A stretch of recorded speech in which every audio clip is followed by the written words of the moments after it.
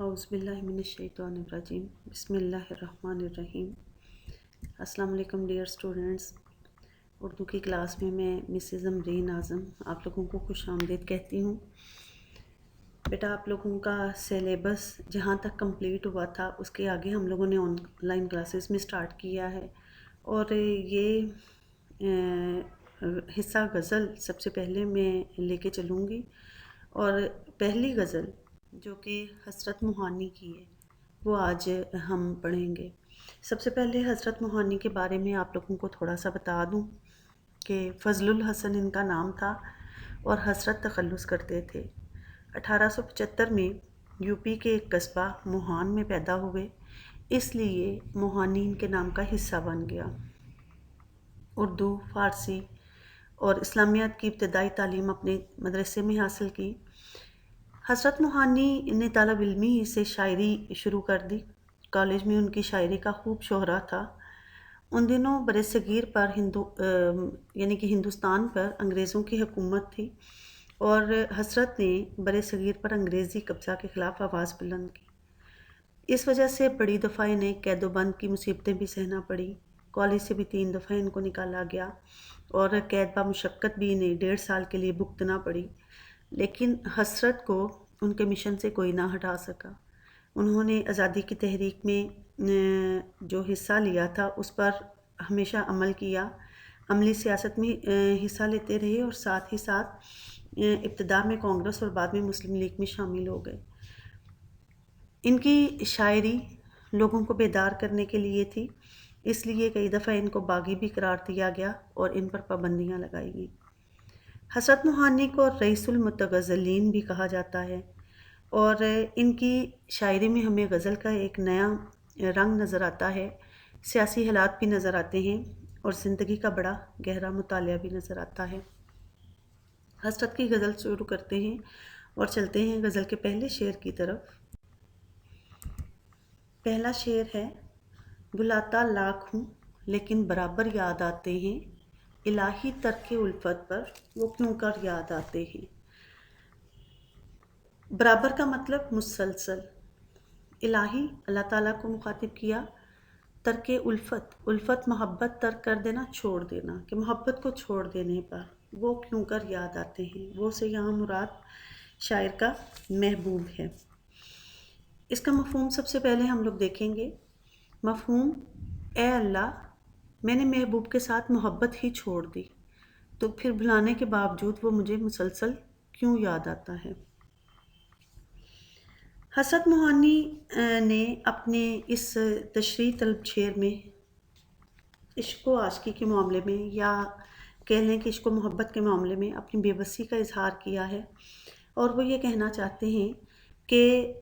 عشق پر میرا اختیار نہیں رہا۔ حقیقت میں محبوب کو فراموش کرنا کوئی آسان کام نہیں رہا، اور حسرت یہاں اپنی اسی ناکامی کا اعتراف کرتے ہیں اور کہتے ہیں کہ محبوب میرے دل و دماغ پر چھا گیا ہے، میں دن رات اسی کے خواب دیکھتا ہوں، محبوب کی مسلسل یاد مجھے تنگ کرتی ہے، اور اسے چھٹکارا پانے کی میں کوشش ضرور کرتا ہوں، لیکن میری یہ کوشش لا حاصل ہے، اور میں محبوب کی یاد میں محو ہونے پر مجبور ہو چکا ہوں اور بے بس ہو چکا ہوں اس سلسلے میں۔ حسرت موہانی اصل میں اپنے اسی مجبوری کا اور اپنی بے بسی کا اظہار کرتے ہیں، اور اسی بات کا اظہار غالب نے کچھ اس طرح سے کیا ہے کہ عشق پر زور نہیں ہے یہ وہ آتش غالب، جو لگائے نہ لگے اور بجھائے نہ بنے، کہ یعنی کہ عشق پر کسی کا زور یا بس نہیں چلتا، اور عشق زبردستی کیا نہیں جاتا، اور اگر ہو جائے تو پھر اس سے چھٹکارا پانا انتہائی مشکل ہو جاتا ہے۔ عشق کی راہ، جیسا کہ ہماری اردو کی روایتی شاعری میں ہمیں پتہ چلتا ہے کہ بڑی کٹھن اور پرخار ہے۔ اس راستے میں عاشق کو ہزارہ مصیبتوں کا سامنا کرنا پڑتا ہے۔ محبوب جفاکار ہوتا ہے، عدم توجہ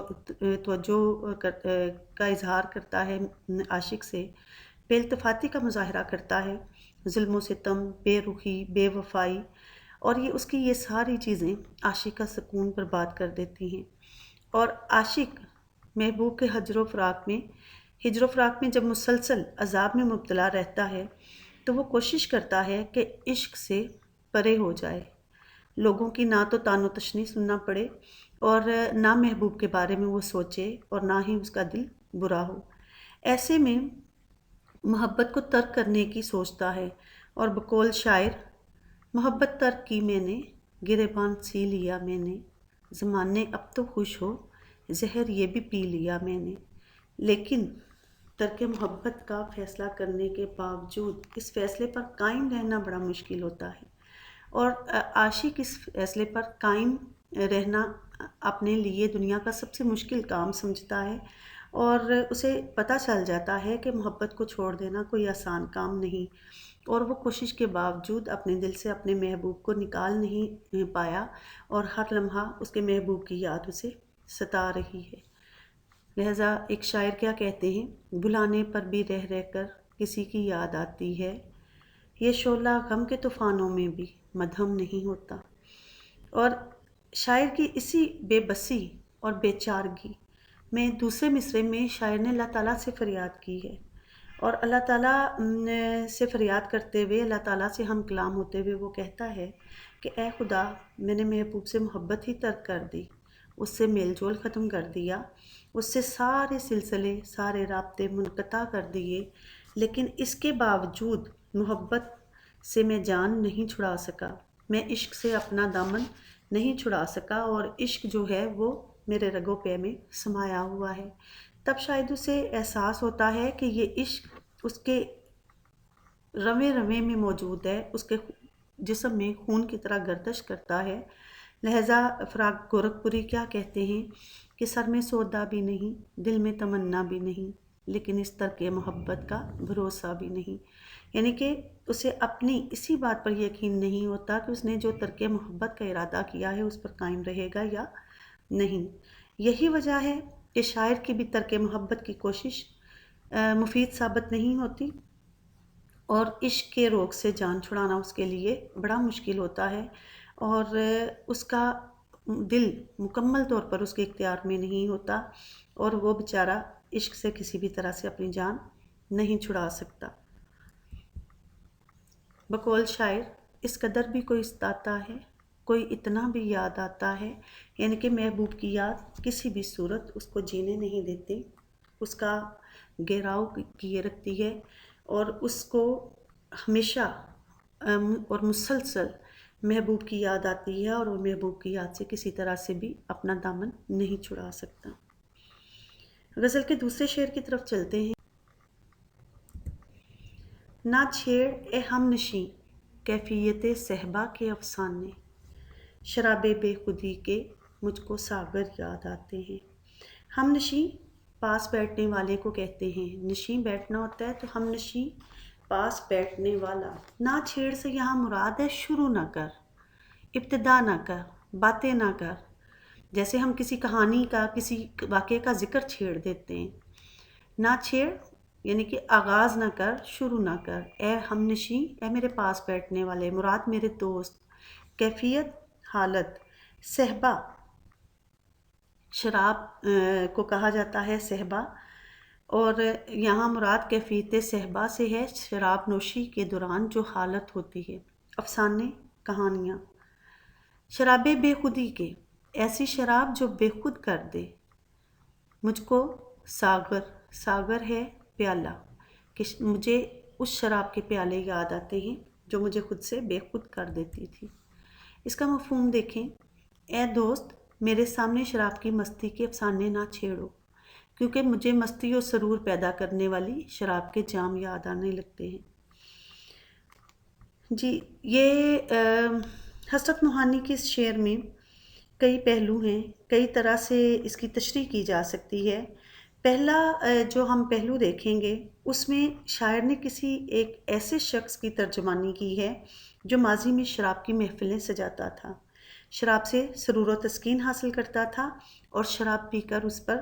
مستی کی کیفیت طاری ہو جاتی تھی، اس کے ہوش و حواس جاتے رہتے تھے، تاہم بعد میں اس نے اپنی عادت ترک کر دی، اور اب وہ اپنے دوستوں کو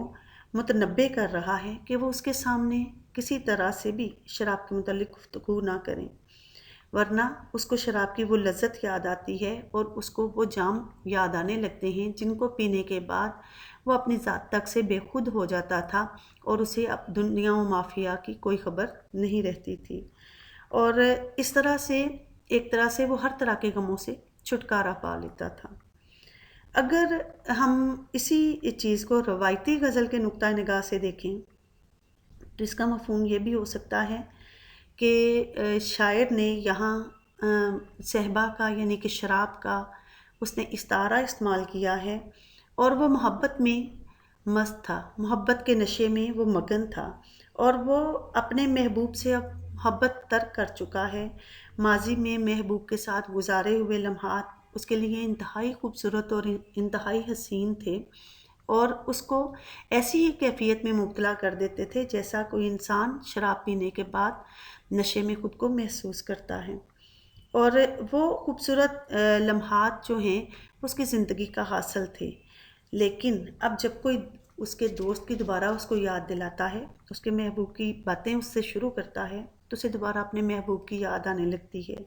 اور ماضی میں محبوب کے ساتھ گزارے ہوئے لمحات اس کی نظروں کے سامنے گھوم جاتے ہیں، اور عاشق ماضی کے حسن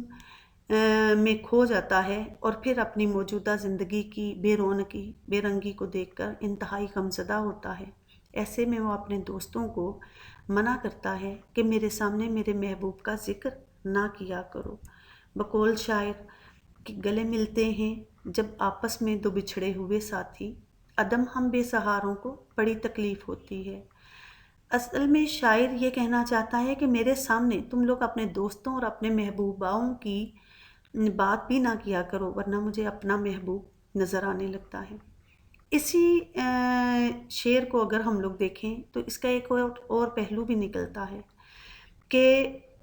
آپ لوگ بھی جانتے ہیں کہ 1857 میں مسلمانوں کی بر صغیر میں حکومت ختم ہوئی، اور اس سے پہلے مسلمانوں کا یہاں پر راج تھا، حکمران مسلمان تھے، اور ان کا جو زمانہ تھا وہ بڑا خوبصورت اور تابناک تھا۔ شاعر مسلمانوں کے اسی تابناک ماضی کو یاد کرتے ہوئے اپنے موجودہ مسلمانوں کی جب زبوں حالی کو دیکھتا ہے، ان کے زوال کو دیکھتا ہے، اور ان کے انتہائی بدقسمتی کے دنوں کو دیکھتا ہے تو اس کو افسوس ہوتا ہے، اس کو وہ دن یاد آتے ہیں جب سارے ہندوستان میں مسلمانوں کی حکومت تھی، مسلمانوں کا جھنڈا لہراتا تھا اور ہر طرف مسلمانوں ہی کا بول بولا تھا۔ اس کے علاوہ یہ کہ صرف ہندوستان میں نہیں بلکہ آپ مصر میں دیکھیں، یعنی کہ افریقہ کے کئی ملکوں میں، اسی طرح براعظم وسطی ایشیا میں، ایشیا کے جو کئی ممالک میں، اور اسی طرح یورپ کے کئی ممالک میں مسلمانوں کی حکومت تھی۔ اور جب اب کبھی ان دنوں کی بات کی جاتی ہے، مسلمانوں کی کے عروج کی بات کی جاتی ہے، تو شاعر کے لیے یہ بات انتہائی تکلیف دہ ثابت ہوتی ہے، اور وہ اپنے دوستوں کو منع کرتا ہے کہ میرے سامنے ماضی کی باتیں نہ کیا کرو، کیونکہ مسلمانوں نے اپنی غفلت کی وجہ سے جو اپنے عروج کو کھویا، اور ان کے عروج کے زمانے میں جو کیفیت تھی، مجھے وہ کیفیت یاد آتی ہے اور میں انتہائی زندگی سے مایوسی محسوس کرتا ہوں۔ بقول شاعر کبھی وہ عالم تھا کہ جاری تھا عالم میں تمہارا افسانہ، لیکن آج تمہارے خون کا طالب ہے سارا زمانہ۔ اور اب مسلمانوں کی چونکہ یہ حالت ہو چکی تھی کہ مسلمان نہ تو برطانیہ میں، یعنی کہ برطانیہ سے مراد جو یورپ کے کئی ممالک میں ان کی حکومت تھی، نہ تو وہ باقی رہی، نہ ان کی وسطی ایشیائی ممالک میں ان کی حکومت باقی رہی۔ مسلمانوں کی خلافت عثمانیہ ختم ہوئی تو وہی ایک جو ملک تھا ترکی، اس کی جگہ پر 48 نئے ممالک نے جنم لیا، اور پھر ہر ملک اپنی جگہ پر مسلمان ملک کمزور تھا، مسلمان بیچارے ہر جگہ پر پسے ہوئے تھے اور غلامی کی زندگی گزارنے پر مجبور تھے۔ تو شاعر جو ہے وہ بیچارہ مسلمانوں کی اس حالت سے افسردہ ہوتا ہے، غمزدہ ہوتا ہے، اور وہ ماضی کی باتوں کو یاد نہیں کرنا چاہتا۔ یاد ماضی عذاب ہے یا رب، چھین لے مجھ سے حافظہ میرا۔ ان کی شاعر اپنے ماضی سے انتہائی غمزدہ ہے اور چاہے وہ اس کا ماضی سیاسی اعتبار سے ہو، چاہے اس کا ماضی عشق کے اعتبار سے ہو، چاہے اس کے دوستوں کی محفلوں کے اعتبار سے ہو، وہ کسی بھی طرح سے اپنے ماضی کو یاد نہیں کرنا چاہتا۔ اور بقول فیض احمد فیض کہ آ کے لے جاؤ تم اپنا یہ دمکتا ہوا پھول، مجھ کو لوٹا دو میری عمر گزشتہ کی کتاب۔ اور یہ ترک محبت ہے کس لیے آخر، سکون قلب ادھر بھی نہیں ادھر بھی نہیں۔ بیٹا آج میں نے آپ لوگوں کو صرف 2 اشعار کروائے ہیں غزل کے۔ یہ دونوں اشعار آپ لوگوں نے تیار کرنے، اور آپ لوگوں نے اس جو یہ جو سارے شعر ہیں یا اسی غزل کو آپ لوگ پڑھیں گے تو خاص طور پر جو مقطع کا شعر ہے وہ مطلع میں بھی آ سکتا ہے۔ کل آخری شعر اور مقطع میں کرواؤں گی، اگرچہ مقطع غزل میں نہیں آتا لیکن پھر بھی میں آپ لوگوں کو تشریح اس کی اس وجہ سے کرواؤں گی کہ اس غزل کے باقی جو 3 اشعار ہیں اس میں مقطع کی تشریح شامل ہو جائے گی، اور مقطع میں آنے والے اشعار جو ہیں وہ اس میں آپ شامل کر سکتے ہو مقطع سمیت۔ آپ لوگوں نے ان دونوں شعروں کو کتاب کھولنی ہے، انہیں پڑھنا ہے، اور اس کی تشریح آپ لوگوں نے تیار کرنی ہے۔ آپ لوگوں کے جو سینڈ اپس ہوں گے بورڈ کے پیپرز سے پہلے، جن کی بیس پر آپ لوگوں کا ایڈمیشن جانا ہے، یہ سیلیبس جو ابھی آپ کو کروایا جا رہا ہے یہ اس میں شامل ہوگا۔ اس لیے آپ لوگوں نے بالکل بھی نان سیریس نہیں ہونا اور اپنا روز کا کام روز کرنے کی کوشش کرنی ہے۔ اور خاص طور پر بیٹا اردو کے معاملے میں مجھے یہ کہنا تھا کہ اردو کو آپ لوگ اکثر اگنور کر دیتے ہو، صرف یہ سوچ کے کہ اردو ہی ہے، خیر ہے، ہم آخری دنوں میں تیاری کر سکتے ہیں، لیکن یہ جو اردو کی نظمیں، غزلیں اور جو نثر کے اسباق ہیں یا جو میں نے حصہ یعنی کہ اردو کے بی پارٹ میں سے جو کچھ کروایا ہے یہ انتہائی امپورٹنٹ ہے۔ آپ نے اس کو ضرور ساتھ ساتھ تیار کرنا ہے، اور اگر کسی قسم کا کوئی مسئلہ ہو تو آپ لوگ مجھے بعد میں بتا سکتے ہیں، یا آپ لوگ میرے نمبر پہ رابطہ کر کے پوچھ سکتے ہیں۔ اللہ حافظ۔